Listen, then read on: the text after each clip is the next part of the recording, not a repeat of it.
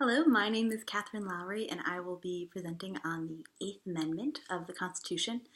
As a historian, it's important to always look at all sides of the argument. So, the Eighth Amendment is the amendment which provides there to be a adequate punishment for the crime that you committed. A lot of times, this is in relation to the death penalty lately. But it was originally from a character.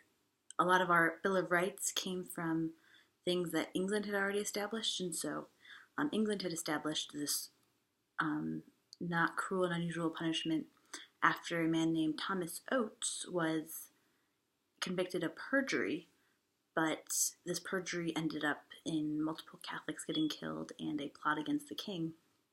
But since his conviction was only perjury, they could not give him a death penalty or anything that severe, but the judge said, "We will do the worst we still can do to you."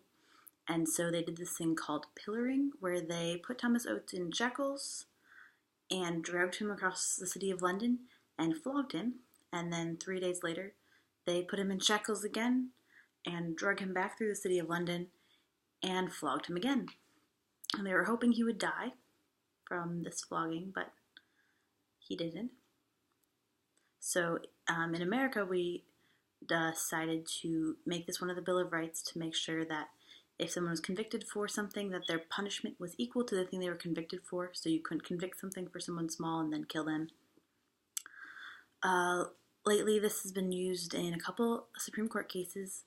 There was one called the United States versus Bajakijan, and this was a case where someone was going back to Italy, and they said they did not have the over $10,000 legally allowed to exit the country. But when they were going through customs, they found $357,000, $144.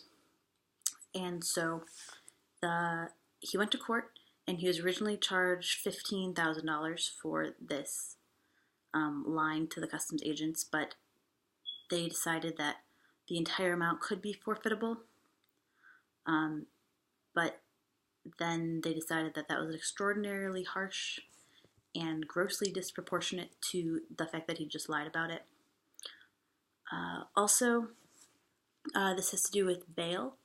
A lot of times bail, or the whole point of bail is not that members are punished with bail, but bail is posted to make sure the members show up to court to get their punishment. And so it's important for bail to be in proportion to the amount that the actual victim has, or not victim, the actual defendant has. So if it's a really rich person and they're told to post $1,000 of bail, if that's not a very big amount of money, that doesn't ensure they'll show up in court.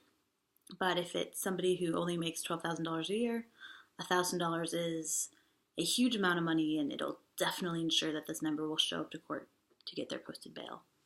So that in relation to who the person is to make bail actually useful. We have an Italian philosopher named Cesare Baccarat, and he's the one who originally, back in the 1600s, said it was important that the scale of the crime was in proportion to the scale of the punishment.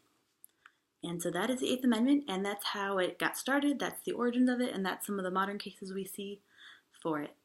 Hope you enjoyed this presentation, and have a great day.